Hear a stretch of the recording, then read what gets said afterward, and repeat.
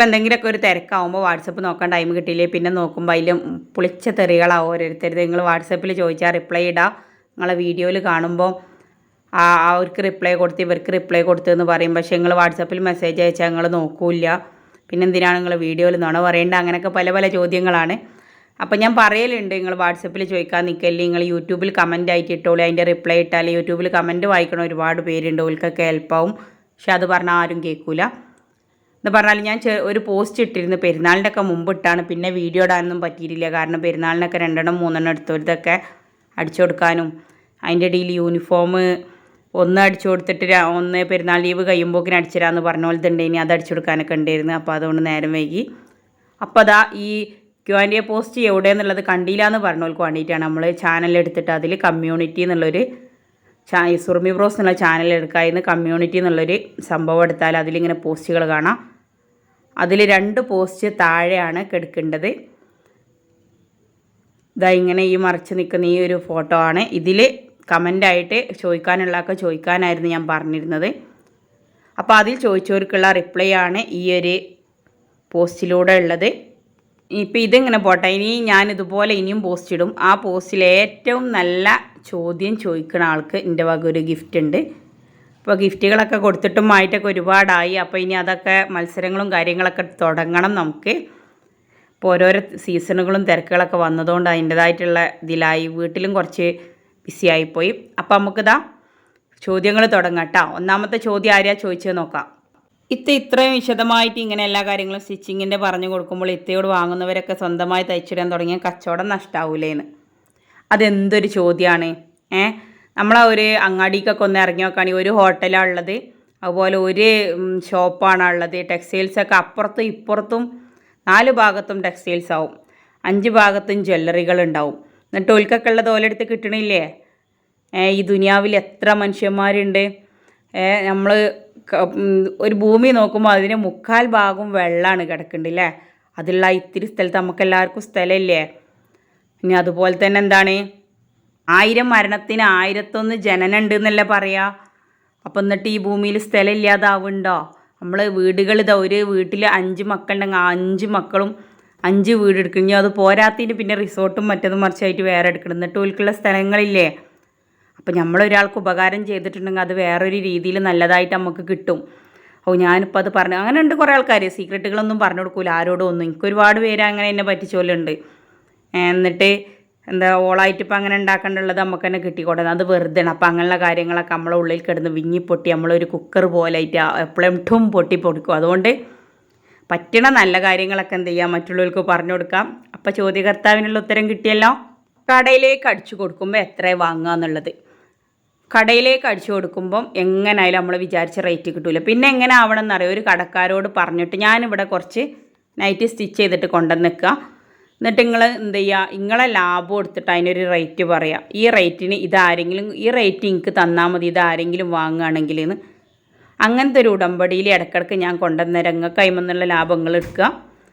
എൻ്റെ ലാഭം ഞാൻ ഇതിമെന്ന് ഇങ്ങനെയാണ് പറഞ്ഞത്, ഈ റേറ്റിന് ആരെയും കൊണ്ടുപോകണമെങ്കിൽ മാത്രം എനിക്ക് തന്നാൽ മതി എന്ന് പറയാം. അങ്ങനെ ഒരു പരിചയക്കാരുടെ കട അങ്ങനെ സെറ്റാക്കി വെക്കുക. ഒരാൾ നൈറ്റി മെറ്റീരിയൽ കൊണ്ടു തന്നാൽ അത് അടിച്ചു കൊടുത്താൽ എത്ര വാങ്ങാമെന്നുള്ളത് 140 രൂപ തികച്ച് വാങ്ങാം. ഒരാൾ നമുക്കൊരു നൈറ്റി മെറ്റീരിയൽ കൊണ്ടുവന്നിട്ട് അത് അടിച്ചു കൊടുക്കും. കാരണം അതിനുള്ള നമ്മളെ സ്റ്റിച്ചിങ് ചാർജ് നമ്മുടെ നൂല് എല്ലാം കൂടെ നോക്കുമ്പം 150 രൂപ തികച്ചും വാങ്ങാം. അടിപൊളി ശീല. Thank you. Hi Surumi, hi. മോനിക്ക് എവിടെ സ്കൂളിലാണ് കിട്ടിയത്? മോന് അൽഹംദുലില്ലാ വലിയ മാർക്കൊന്നും ഇല്ലായിരുന്നു. ഒറ്റ A+ ഇല്ല, ഒറ്റ Aയും ഇല്ല. ഓൻ ഇന്നെ പോലെ വിശാല മനസ്കനാണ്. അതുകൊണ്ട് A+, Aയൊക്കെ മറ്റുള്ളവർക്ക് വിട്ടുകൊടുത്തിട്ട് ഫുള്ള് C+, B+, Bയും ആയിരുന്നു. അൽഹംദുലില്ലാ ഓനക്ക് Cയും കിട്ടിയിട്ടില്ല, Dയും കിട്ടിയിട്ടില്ല, D+ കിട്ടിയിട്ടില്ല. അങ്ങനെ അഭിമാനം ഞാൻ അങ്ങനെയാണ്. ചെറിയ സങ്കടമായാലും അതോർത്ത് സങ്കടപ്പെടാറില്ല. ചെറിയ സന്തോഷമായാലും അത് വലുതാക്കിയിട്ട് ആഘോഷിക്കാറുണ്ട്. അതാണ് എൻ്റെ എന്താ പറയുക, എനിക്ക് പഠിച്ചോൻ തന്നിട്ടുള്ള ഏറ്റവും വലിയ അനുഗ്രഹം. അപ്പോൾ ഞാൻ അതിനോനെ കുറ്റപ്പെടുത്തിയിട്ടില്ല, ഓൻ്റെ കൂടെ സപ്പോർട്ടായിട്ട് നിന്ന്. കാരണം ഓൻ പഠനത്തിൽ കുറച്ച് ബാക്കോട്ടാണ്. അതിങ്ങനെ ജയിച്ചല്ലോ, ഓൻ്റെ സ്കൂളിനെ എന്താ പറയുക 99% ആക്കിയില്ലല്ലോ എന്നാണ് ഞാൻ അഭിമാനിക്കുന്നുണ്ട്. അതായിരുന്നു എൻ്റെ ഒരു പേടി. കാരണം അത്രയ്ക്കും ഓൻ ബാക്കോട്ടായിരുന്നു. പക്ഷെ ഓനക്ക് മോഡൽ എക്സാമിൽ നല്ല മാർക്ക് കിട്ടി. അതിൽ ഓനക്ക് കോൺഫിഡൻസ് കൂടി. പിന്നെ SLCയിൽ ഓനെ കുറച്ച് ഉഴപ്പി. ഇപ്പം എന്തായാലും വിചാരിച്ചാലും കൂടുതൽ മാർക്കാണോ എനിക്ക് എൻ്റെ കണക്കിൽ കിട്ടിയിട്ടുള്ളത്. കാരണം ഒരുവിധം വിഷയങ്ങളിലൊക്കെ B+ ഉണ്ട്. ശതമാനം 78 ഉണ്ടായിരുന്നു. അതുകൊണ്ട് ഞങ്ങൾ അടുത്തല്ല, കുറച്ച് പോകണം, എന്നാലും ഒരു തെയ്യാല സ്കൂളെന്ന് പറയും, അവിടെ കിട്ടിയിട്ടുണ്ട്. കൊമേഴ്സാണ് ഓൻ സെലക്ട് ചെയ്തിട്ടുള്ളത്, അതിന് ചേർത്തിയിട്ടുണ്ട് അൽഹംദുലില്ലാ. പിന്നെ ഇത്തയുടെ ഫാമിലി, മക്കൾ, ഹസ്ബൻഡ് പാർട്ട്ണറാണോ അതോ വേറെ ജോലിയുണ്ടോ? പിന്നെ ഇലക്ട്രീഷ്യനാണ്. ഗൾഫിലായിരുന്നു 9 മാസം നിന്ന്. പിന്നെ ഞങ്ങൾ തമ്മിലുള്ള സ്നേഹം കൊണ്ട് എന്നെ കാണാതെ നിൽക്കാൻ വയ്യാന്ന് പറഞ്ഞിട്ട് 9-ാം മാസം ഇങ്ങോട്ട് തന്നെ പോന്ന്. അവിടുന്ന് ഞാനും പറഞ്ഞ് കുറേരിക്കഞ്ഞി ഉണക്കമുളകായാലും നമുക്ക് ഒരുമിച്ചുള്ളത് കടിച്ചു തൂങ്ങി നടക്കാമെന്ന് പറഞ്ഞ് അൽഹംദുലില്ലാ ഇപ്പോഴും ബുദ്ധിമുട്ടൊന്നുമില്ല, ഇങ്ങനെ പോകുന്നുണ്ട്. ഒരുപാട് സമ്പാദ്യങ്ങളൊന്നുമില്ല, എന്നാലോ മനസ്സ് നിറച്ച് സ്നേഹമുണ്ട്. അത് മതി. ഉള്ള സമ്പാദ്യമായിട്ട് ആ സമ്പാദ്യം കൊണ്ട് പോയ ആരും ഇല്ലല്ലോ അല്ലേ. അപ്പോൾ നമുക്ക് ഇങ്ങനെയൊക്കെ മതി എന്നാണ്. അപ്പോൾ കാക്കു ഇലക്ട്രീഷ്യനാണ്. എൻ്റെ പേര് 3 മക്കളുണ്ട്. ഒരു മോളും 2 മോനുമാണ്. ചെറിയ മോള് LKGയിലാണ്. വലിയ മോന് ഇപ്പോൾ 10ാം ക്ലാസ് കഴിഞ്ഞ്. രണ്ടാമത്തെ ആൾ 7ാം ക്ലാസ്സിലാണ്. പിന്നെ ഞങ്ങൾ സ്വന്തമായിട്ട് വീടല്ല, തറവാട്ട് വീടാണ്. ഉമ്മ ഉപ്പൊക്കെ കൂടെ ഉണ്ട്. ഒരു ഏട്ടനും ഒരു നാത്തൂനും ഉണ്ട്. ഒരു അനിയത്തിയുണ്ട് കാക്കൂന്. എനിക്ക് 3 ആങ്ങളമാരും ഉമ്മയും ഉപ്പയും ഞാനൊരു മോളാണ്. ഇതൊക്കെ തന്നെ ഫാമിലി. പിന്നെ നിങ്ങളൊക്കെ ഇല്ലേ, ഇപ്പം 50,000 ആൾക്കാരുണ്ട് എൻ്റെ കൂടെ, 50,000 കുടുംബക്കാരുണ്ട് എനിക്ക്. നിങ്ങളൊക്കെ ഇപ്പം എൻ്റെ കുടുംബം പോലെ തന്നെ അല്ലേ, നമ്മൾ സബ്സ്ക്രൈബ് ഫാമിലി അല്ലേ. അപ്പോൾ നിങ്ങളെയും കൂടി പറയാതെ ഇപ്പം നമ്മളെ ഫാമിലി മുഴുവനാവും തോന്നണില്ല. അൽഹംദുലില്ലാ. ചെമ്മാട് കടയുണ്ട, കറക്റ്റ് ലൊക്കേഷൻ പറയോ? ചെമ്മാട് കടയില്ല. നമ്മൾ ചെമ്മാട് എന്നല്ലേ, എവിടെയും നമുക്ക് കടയില്ല, എവിടെയും കടയിടാനുള്ള പെർമിഷനും ഇല്ല. ഇപ്പോൾ ഇങ്ങനെ പോകണ പോലെ പോയാൽ മതി എന്നാണ്. നമുക്ക് കൂടുതലായിട്ടൊന്നും ആഗ്രഹങ്ങളില്ല. വീട്ടിൽ വെച്ചിട്ടാണ് ചെയ്യേണ്ടത്. ഞാനിങ്ങനെ ഓൺലൈനായിട്ട് ഫോട്ടോസ് അയച്ചു കൊടുക്കും, സ്റ്റാറ്റസ് ഇടും, അങ്ങനെ ആയിട്ട് പോവും. അതിൽ നിന്ന് ഇഷ്ടമുള്ളവർ സെലക്ട് ചെയ്യും, പിന്നെ യൂട്യൂബിലിടും. അതുപോലെ തന്നെ അങ്ങനെയൊക്കെ ആയിട്ട് പിന്നെ നമുക്ക് സ്ഥിരമായിട്ട് നമ്മളെ ചുറ്റുവട്ടത്തുള്ള കസ്റ്റമേഴ്സൊക്കെ എന്നുള്ള കസ്റ്റമേഴ്സ് തന്നെയാണ്. 8 വർഷമായിട്ട് നമ്മളെ കൂടെയുള്ള കസ്റ്റമേഴ്സാണ്. അപ്പോൾ പുതിയത് വരുമ്പം ഓല് ചോദിച്ചാലും ഇല്ലെങ്കിലും ഞാൻ ഫോട്ടോസ് അവർക്ക് സെൻഡ് ചെയ്ത് കൊടുക്കും. അവർ ചോദിക്കാൻ നിൽക്കാറില്ല. ഞാൻ കൊടുത്തതെന്ന് വെച്ചിട്ട് അവരൊന്നും പറയാറില്ല. ഇഷ്ടമുള്ളതുണ്ടെങ്കിൽ എടി ഇത് എനിക്ക് പറ്റിയിട്ടില്ല. പിന്നെ നമുക്ക് കുറച്ച് 2-3 തവണ ഒരു ആൾക്കാർ എടുക്കുമ്പോൾ നമുക്ക് ഓല ടേസ്റ്റ് മനസ്സിലാവും. അപ്പോൾ നമുക്ക് എന്ത് ചെയ്യും, നമുക്ക് ഓല ടേസ്റ്റിനനുസരിച്ചുള്ള പീസ് വരുമ്പോൾ ഓൽക്കാണ്ട് ഇട്ട് കൊടുക്കും, അതേ മോഡൽ ഇട്ട് കൊടുക്കും. അതുപോലെ ഇഷ്ടപ്പെടും, ഇങ്ങോട്ട് അയച്ചു തരും. എന്നിട്ട് അത് ഞാൻ സ്റ്റിച്ച് ചെയ്തതിന് ശേഷം കാക്കു അങ്ങാടിയിലേക്ക് പോകുമ്പോഴോ അല്ലെങ്കിൽ മക്കളുടെ കയ്യിലോ കൊടുത്തയക്കും. അങ്ങനെയാണ് നമ്മളെ കച്ചവടം. പിന്നെ ഇപ്പോൾ ഈ യൂട്യൂബിൽ ഇങ്ങനെ ഇടും. യൂട്യൂബിൽ ഇങ്ങനെ ഇടുമ്പം അതിൽ നിന്ന് നിങ്ങളെ ബിസിനസ്സിൻ്റെ ആൾക്കാർ ചോദിക്കുമ്പോൾ ഞാൻ എനിക്ക് കിട്ടുന്ന ആ റേറ്റിലാണ് കൊടുക്കാറുള്ളത്. പിന്നെ ലാഭം എന്താണെന്ന് വെച്ചാൽ റീറ്റെയിലായിട്ട് ഒരുപാട് പോവും. അപ്പം ഞാൻ എനിക്ക് വേണ്ടി ഇതൊക്കെ എടുക്കും. എന്താണെന്ന് വെച്ചാൽ 2-3 എണ്ണമൊക്കെ വാങ്ങുമ്പോൾ ഷിപ്പിംഗ് ഓലെടുന്ന് വാങ്ങും. റീറ്റെയിലായിട്ട് ഞാൻ എൻ്റെ ലാഭം കണ്ടിട്ട് മെറ്റീരിയൽമേന് ഒരു 20-30 റുപ്യൊക്കെ എടുത്തിട്ട് അങ്ങനെ റീറ്റെയിലായിട്ട് കൊടുക്കും. അപ്പോൾ എനിക്ക് അതും ലാഭമാണ്. നിങ്ങൾക്കൊക്കെ തരുന്നതുകൊണ്ട് നിങ്ങളൊക്കെ ചിലരൊക്കെ ആത്മാർത്ഥമായിട്ട് പറയലുണ്ട്, ഇനി എന്നോട് ഇന്നെ സുഖിപ്പിക്കാൻ പറയണ്ടാണോ എന്ന് പഠിച്ചവനക്കറിയാം. എന്തായാലും താത്ത നിങ്ങൾ ഉയരത്തിലെത്തട്ടെ, ഇത്താ നിങ്ങൾക്ക് പഠിച്ചവൻ തരുന്നൊക്കെ പറയലുണ്ട്. അതിനിപ്പോൾ ഈ പറഞ്ഞ മാതിരി ടെബിൾ പറഞ്ഞാൽ വിശ്വാസം, കല്യാൺ ജ്വല്ലേഴ്സ് പറഞ്ഞാൽ ഞാൻ ഇങ്ങനെ വിശ്വസിച്ച് നടക്കണ് എന്തോ ആവോ. ഇനി ആത്മാർത്ഥമായിട്ടാണെങ്കിൽ എന്താ അറിയില്ല. പക്ഷെ നിങ്ങളിങ്ങനെയൊക്കെ പറഞ്ഞ് തുടങ്ങിയതിൻ്റെ ശേഷം നമുക്ക് ബാക്കൊക്കെ ചിന്തിക്കേണ്ടി വന്നിട്ടില്ല. ഒരു ദിവസം പോലും അടിക്കാനില്ലാത്ത ദിവസമില്ലേ ഇപ്പോൾ. ഇഷ്ടംപോലെ സമയം തികയണില്ല എന്നുള്ള അവസ്ഥയ്ക്ക് എത്തിയത് നിങ്ങളെല്ലാവരും പ്രാർത്ഥന കൊണ്ട് തന്നെയാണ്. അൽഹംദുലില്ലാ. തുണി വെച്ച സ്റ്റാൻഡ് എത്രയായി പറയാവുന്നു. അത് 8 കൊല്ലം മുമ്പ് നമ്മൾ ഉണ്ടാക്കി വെപ്പിച്ചതാണ്. അത് അന്ന് എത്രയോ 12,000 അങ്ങനെ എന്തോ ആയിട്ടുള്ളൂ. ഇപ്പം നല്ല റേറ്റ് ഉണ്ടാവും, കാരണം അത് ഉണ്ടാക്കിയ ആൾ വരെ മരിച്ചു പോയി. പ്രായമായിട്ട് മരിച്ചതല്ല, അറ്റാക്ക് വന്നിട്ട് മരിച്ചതാണ്. എന്തായാലും ഇപ്പം ആ റേറ്റ് ആവില്ല.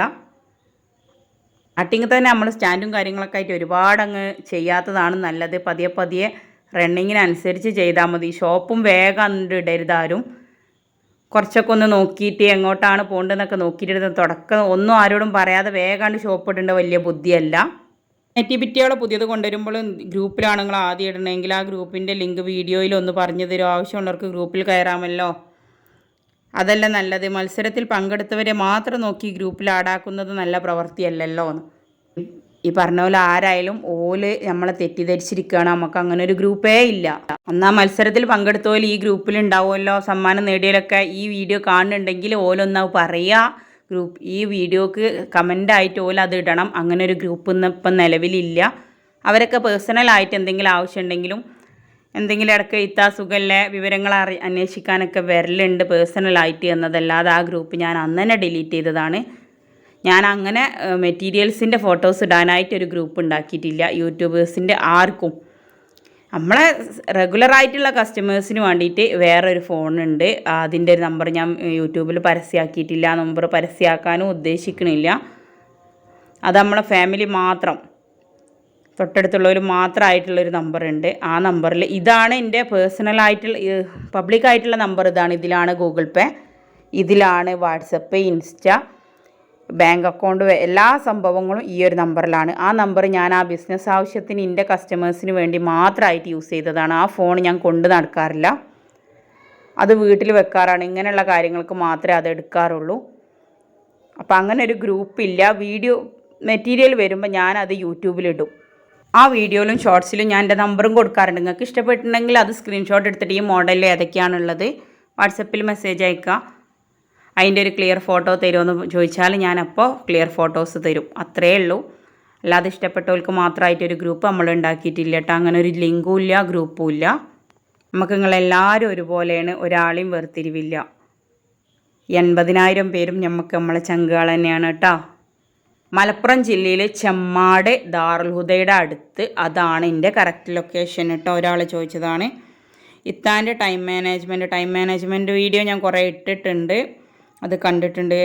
അന്ന് ഇത്ര മെറ്റീരിയൽ കച്ചവടം ഉണ്ടായിരുന്നല്ലോ. അന്നും നമ്മളിതുപോലൊക്കെ ചെയ്തിരുന്നു. പക്ഷേ യൂട്യൂബിലൂടെ ചെയ്തിട്ടില്ലായിരുന്നു, വാട്സപ്പിലൂടെയും. അതുപോലെ തന്നെ ഫേസ്ബുക്കിൽ വേറെ രണ്ട് ഐ ഡി ഉണ്ടായിരുന്നു. അതിൽ ഫേസ്ബുക്ക് ഗ്രൂപ്പ് വഴി നമ്മൾ ഒരുപാട് മെറ്റീരിയൽ സെയിൽ നടത്തിയിട്ടുണ്ട്. യൂട്യൂബായിട്ട് അത് ലിങ്ക് ചെയ്തിട്ടില്ലായിരുന്നു. കാരണം യൂട്യൂബ് മക്കളെ ഇഷ്ടമാണ്, ഓല ആഗ്രഹത്തിന് തുടങ്ങിയത്. പിന്നെ ഓന് 10ാം ക്ലാസ് ആയപ്പം മാഷ്മാരും വരെയൊക്കെ ഓൻ്റെ ചിന്ത സബ്സ്ക്രൈബുമ്മലാണ്, വേറെ ഇതില്ല എന്ന് പറഞ്ഞതുകൊണ്ട് മാത്രം ഞാൻ അതൊക്കെ ഒഴിവാക്കി വെച്ചതായിരുന്നു. ഇതൊക്കെ നമ്മളെ ചെറിയ ചെറിയ വട്ടുകളാണ്. അപ്പോൾ അതും കൂടി യൂട്യൂബിലേക്ക് തുടങ്ങിയെന്ന് മാത്രം, അല്ലാതെ വേറെ പ്രത്യേകിച്ചൊന്നുമില്ല. അത് രാവിലെ 4 മണിക്ക് എഴുന്നേറ്റ് കുളിച്ച് ഫ്രഷായിട്ട് നമ്മൾ ദിവസം സ്റ്റാർട്ട് ചെയ്യും. രാത്രി ഉച്ചയ്ക്ക് 1 മണിക്കൂർ ഉറങ്ങും. രാത്രി വൈകിയേ ഉറങ്ങുള്ളൂ. രാത്രിയാണ് എനിക്ക് അടിക്കാനും കൂടുതൽ താല്പര്യമുള്ളത് രാത്രിയാണ്. അപ്പോൾ പിന്നെ ആ ടൈമിൽ മക്കളെ ശല്യം ഉണ്ടാവില്ല, ഡിസ്റ്റർബൻസ് ഒന്നും ഉണ്ടാവില്ല. അപ്പോൾ പിന്നെ ആ ടൈമിൽ ഒരുപാട് സ്റ്റിച്ചിങ്ങിൽ കോൺസെൻട്രേറ്റ് ചെയ്യാൻ പറ്റുന്ന ഒരു ടൈമാണ്. നമുക്ക് ഓരോരുത്തർക്കും ഓരോ ടൈമാണ്. ചിലർ പറയാറുണ്ട് ഉച്ചക്കാണെന്ന്. പക്ഷേ ഉച്ചയ്ക്ക് എനിക്ക് പൊതുവേ ഇങ്ങനെ ചെറുതായിട്ട് ഇങ്ങനെ ഉറക്കം തൂങ്ങും. അപ്പോൾ ആ ഉറക്കം ഒഴിഞ്ഞ ടൈമുമാണ്. അപ്പം ഞാനെന്ത് ചെയ്യും, ആ ടൈമിലാണ് ഞാൻ കൈ കൂട്ടുന്നത്. അങ്ങനെയുള്ള വലിയ പ്രശ്നമില്ലാത്ത കട്ടിങ് അങ്ങനത്തെ പ്രശ്നങ്ങളൊക്കെ ചെയ്യാം. പ്രത്യേകിച്ച് ടൈം മാനേജ്മെൻ്റ് ഒന്നും വേണ്ട. നമുക്ക് ഇഷ്ടമുണ്ട്, നമുക്ക് താല്പര്യമുണ്ട്, നമ്മളെ കയ്യിൽ കുറച്ച് പൈസ ഒക്കെ വന്ന് തരുമ്പോൾ നമുക്ക് അറിയാതൊക്കെ തോന്നും. അപ്പോൾ നമ്മൾ ഓട്ടോമാറ്റിക്കലായിട്ട് നമ്മൾ തന്നെ റെഡി ആയിട്ട് വരും. നമുക്ക് ഏറ്റവും കൂടുതൽ ഇൻട്രസ്റ്റ് ഉള്ള ടൈമിൽ എന്ത് ചെയ്യുക, നമ്മൾ ചെയ്യാനുള്ളതൊക്കെ ചെയ്യുക. ഇൻട്രസ്റ്റ് ഇല്ലാത്ത ടൈമിൽ നമ്മൾ പരമാവധി റെസ്റ്റ് എടുക്കുക. അപ്പോൾ ആ ഒരു എന്താ പറയുക, മയക്കം തോന്നുന്ന ടൈമിൽ നന്നായിട്ട് അങ്ങോട്ട് ഉറങ്ങുക. അത് അലാറം വെച്ചിട്ടായാലും 1 അവറിലൊന്നും കൂടരുത്. എനിക്കൊരു 1/2 മണിക്കൂർ ഒന്ന് കണ്ണ് ചിമ്പിയാൽ മതി, മൊത്തത്തിലൊരു എനർജി കിട്ടും. അതുപോലെ കൂടുതൽ ഇതൊക്കെ ഉണ്ടാകുമ്പോൾ നമ്മളെന്ത് ചെയ്യുക, മയങ്ങണ ഫുഡുകളൊക്കെ ഒഴിവാക്കുക. കൂടുതൽ സ്റ്റിച്ചിങ് കാര്യങ്ങളൊക്കെ ഉണ്ടാകുമ്പോൾ കല്യാണത്തിനൊക്കെ പോകുമ്പോൾ ബിരിയാണിയൊക്കെ ഞാൻ ഒഴിവാക്കും. അതുപോലെ തന്നെ സദ്യയൊക്കെ അടിച്ചാൽ പിന്നെ നല്ല മധുരമുള്ളതൊക്കെ കഴിച്ചാൽ പെട്ടെന്ന് എന്താ പറയുക, നമുക്ക് തലക്കൊരു സുഖം ഉണ്ടാവില്ല. അങ്ങനെയുള്ള കാര്യങ്ങളൊക്കെ ആ സമയത്ത് ഒഴിവാക്കും. ഇടയ്ക്കിടയ്ക്ക് ഉപ്പിട്ട് ചെറുനാരങ്ങ വെള്ളം നല്ല തണുപ്പിച്ചിട്ട് കുടിക്കും. അപ്പോൾ നമുക്കറിയാതെ ഉറക്കം കാര്യങ്ങളൊക്കെ പോകും, ഒരു എനർജി വരും. പിന്നെ എപ്പോഴും നല്ല നല്ല പാട്ടൊക്കെ കേൾക്കും. കുറച്ച് എന്താ പറയുക, സ്പീഡായിട്ടുള്ള പാട്ടുകൾ കേൾക്കേണ്ട എനിക്കിഷ്ടം. അപ്പോൾ നമുക്ക് ഇഷ്ടമുള്ള കാര്യങ്ങളൊക്കെ ഇതിൻ്റെ കൂടെ തന്നെ ഇങ്ങനെ ചെയ്തുകൊണ്ടും പോവാം. ഒരു മടുപ്പെന്ന് തോന്നുമ്പോൾ അങ്ങനെ എന്തെങ്കിലുമൊക്കെ ചെയ്യുക. അതല്ലെങ്കിൽ ഒരു റീലൊക്കെ എടുത്തിട്ട് കാണുക. എന്തെങ്കിലുമൊക്കെ ആയിട്ട് മടുപ്പ് തോന്നിപ്പിക്കാത്ത നമ്മളെ കാര്യങ്ങൾ നമുക്കെല്ലാം അറിയുള്ളൂ. നമ്മളെ തന്നെ എനർജിയാക്കുക. നമ്മളല്ലാതെ നമ്മൾ മനസ്സിലാക്കണമാതിരി വേറെ ആരും മനസ്സിലാക്കാനാ. ടിം മെറ്റീരിയൽ അതുപോലെ സൂററ്റിൽ നിന്ന് ഡയറക്റ്റായിട്ട് നമ്മളൊരു കാക്കൂൻ്റെ ഒരു ഫ്രണ്ട് ഇറക്കി തരുന്നതാണ്. ലൈനിൽ കൊണ്ട് നടക്കാനുള്ള ആളുകൾക്ക് എത്രയാണ് ക്യാഷ് കൊടുക്കാറുള്ളത്? അങ്ങനെ ഞാൻ ക്യാഷ് കൊടുക്കാറില്ല. 3 ചേച്ചിമാരുണ്ട് എൻ്റെ കൂടെ. അവർക്ക് എന്ത് ചെയ്യും, ഞാൻ സ്റ്റിച്ച് ചെയ്തിട്ട് എൻ്റെ റേറ്റ് ഞാൻ പറയും. ഞാൻ ഈ റേറ്റിന് നിങ്ങൾക്ക് തരാം, നിങ്ങൾക്ക് ഇഷ്ടമുള്ളത് നിങ്ങൾക്ക് അത് വെച്ചിട്ടുണ്ടാക്കാമെന്ന്. അപ്പോൾ ഞാൻ മറ്റ് റീറ്റെയിലായിട്ടുള്ളതും കൊടുക്കില്ല, ഹോൾസെയിലായിട്ടുള്ളതും കൊടുക്കില്ല. എൻ്റെ എല്ലാ ലാഭവും കണ്ടെത്തിയിട്ട് ഓൽക്കും നഷ്ടമില്ലാത്ത രീതിയിലുള്ള ഒരു സംഖ്യ പറയും. അപ്പം അങ്ങനെ ആകുമ്പോൾ എന്താണെന്നറിയാം, അങ്ങനെ കൊടുക്കാൻ പാടുള്ളൂ. അങ്ങനെ ആകുമ്പോൾ ഓലെന്ത് ചെയ്യും, ഓൽക്ക് വേണ്ടിയത് കിട്ടാൻ വേണ്ടിയിട്ട് ഓല് നന്നായിട്ട് അധ്വാനിക്കും. ഓൽക്ക് ഒന്നുമല്ല ഒരു 50 ഉറുപ്പ്യ കിട്ടണുള്ളൂ, അല്ലെങ്കിൽ ഒരു 5 ആക്കിയാലേ ഓൽക്ക് 250 ഉറുപ്പ്യ കിട്ടുള്ളൂ എന്നുള്ള ചിന്തയിൽ ഓല് അധ്വാനിക്കും. മറ്റേന്ത് ചെയ്യും, നിങ്ങൾ ഈ 10 ചിലവാക്കിയാൽ ഞാൻ 100 ഉറുപ്പ്യ പറഞ്ഞാൽ എന്തായാലും ഓല് 5 ചിലവാക്കി കൊണ്ടുവന്നാലും നമ്മൾ 100 ഉറുപ്പ്യ കൊടുക്കണം. അപ്പോൾ ആ ഒരു മാറ്റം നിങ്ങൾ കാണുക. എപ്പോഴും നമ്മളെ ലാഭം മാത്രമല്ല നോക്കേണ്ടത്, ഓൽക്കും അതുകൊണ്ട് എൻ്റെ കൂടെയുള്ള ആരും നഷ്ടമാണെന്നുള്ളത് ഓല് പറഞ്ഞിട്ടില്ല. ഓൽക്ക് വേണ്ടിയത് ഓല് ഉണ്ടാക്കുന്നുണ്ട്. ഓല് ഉണ്ടാക്കുന്നത് വഴി അമ്മക്കും കിട്ടുന്നുണ്ട്. പിന്നെ പെരുന്നാൾ അങ്ങനെയൊക്കെയുള്ള ഓണം വിഷു അങ്ങനത്തെ കൂടുതലായിട്ട് സ്റ്റിച്ചിങ്ങും കാര്യങ്ങളൊക്കെ ഉള്ള ടൈമിൽ നമ്മൾ ഓലെ കണ്ടറിഞ്ഞ് ഓൽക്ക് എന്തെങ്കിലും ഗിഫ്റ്റായിട്ടൊക്കെ കൊടുക്കാറുണ്ട്. അതുകൊണ്ട് 8 വർഷമായിട്ട് ഓല് നമ്മളെ വിട്ടു പോയിട്ടില്ല, നമ്മളോലെ വിടാനോ ഉദ്ദേശിച്ചിട്ടില്ല. നമ്മളെ കൂടെ കൂട്ടിയോലൊക്കെ നമ്മളെന്നും കൂടെ നിർത്തിയിട്ടേ ഉള്ളൂ, ഇനിയും അങ്ങനെ തന്നെ പോവുള്ളൂ. നമ്മളെ ധൈര്യത്തിൻ്റെ രഹസ്യം നമ്മളെ കട്ടക്ക് നമ്മളെ ഫാമിലി മുഴുവനുണ്ട്. കാക്കുവിൻ്റെ കുടുംബവും കാക്കും എൻ്റെ ബ്രദേഴ്സായാലും ഉമ്മയപ്പയും എല്ലാവരും എല്ലാത്തിനും നമ്മളെ കൂടെ ഒരു വിളിപ്പാടകലെ എന്ത് സഹായത്തിനും എല്ലാവരും ഉണ്ട്. എന്തിനും ഞങ്ങൾ ഒപ്പം ഉണ്ട് എന്ന് പറയാതെ പറയണ ചില അവസരങ്ങളുണ്ടല്ലോ, ആ അവസരങ്ങളിലൊക്കെ ഓലിൻ്റെ കൂടെ ഉണ്ടായിട്ടുണ്ട്, ഇനി ഉണ്ടാവും എന്നുള്ള ആ വിശ്വാസം എനിക്കുണ്ട്. അതുകൊണ്ട് നമ്മളെപ്പോഴും ഹാപ്പിയാണ്. നമ്മൾ വെറുതെ ഇങ്ങനെ ടെൻഷൻ അടിക്കുമ്പോഴാണ് നമുക്കൊന്നിനും പറ്റാതെ വരിക. ചെറിയ കാര്യങ്ങളിലായാലും വലിയ സന്തോഷം കണ്ടെത്തുന്നതൊക്കെ തന്നെ നമുക്ക് എല്ലാ കാര്യങ്ങളിലും എന്തിനും ചെയ്യാൻ പറ്റും ഇൻഷാ അല്ലാ. ഇതെങ്ങനെയാണ് വിചാരിച്ചു, എൻ്റെ ഒപ്പം കുറേ ആൾക്കാരുണ്ടെന്ന് പ്രേത സിനിമ കാണുന്ന പോലെ എൻ്റെ കൂടെ കുറേ ആൾക്കാരുണ്ടെന്ന് വിചാരിച്ച് അങ്ങനെ നടക്കുക. ലൈവ് വീഡിയോ ഉണ്ടെങ്കിൽ കാണാമായിരുന്നു. ലൈവൊക്കെ നമ്മളിടാം, പക്ഷെ നമ്മളെ എന്താ പറയുക, സ്ക്രീനിൽ കൊള്ളൂല നമ്മളെ തടിയുണ്ട്. അതുകൊണ്ടാണ് ലൈവ് ഇടാത്തത് കേട്ടോ. പിന്നെ എന്തുകൊണ്ടാണ് മുഖം കാണിക്കാത്തത്, കേസിലെ പ്രതികളെപ്പോലെ എന്തിനാണ്, അത് ഓരോരുത്തർക്കും ഓരോ ഇഷ്ടമുണ്ടാവും. നമ്മൾ ചൂടാവല്ലേ കേട്ടോ. എൻ്റെ ഒരു എന്താ പറയുക, എനിക്കതുകൊണ്ടൊരു മനസ്സുഖം കിട്ടുന്നുണ്ട്. അപ്പം ഞാനത് അങ്ങനെ ഇടണം. നിങ്ങൾക്ക് അതുകൊണ്ട് എന്താ പറയുക സങ്കടം ഉണ്ടെന്നുണ്ടെങ്കിൽ നിങ്ങൾ ആ ഫോട്ടോ നോക്കണ്ട.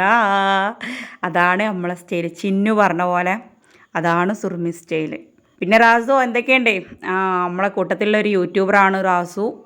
അപ്പോൾ ഓള് ചോദിക്കുകയാണ് നമ്മളെ പേര്. എൻ്റെ പേര് റെയ്ഹാനത്ത്, സുറുമി എൻ്റെ മോളെ പേരാണ് സുറുമിന്ന്. ബ്രോസിൻ്റെ മക്കൾ തുടങ്ങിയ ചാനലാണെന്ന് ഞാൻ പറഞ്ഞിട്ടുണ്ടല്ലോ.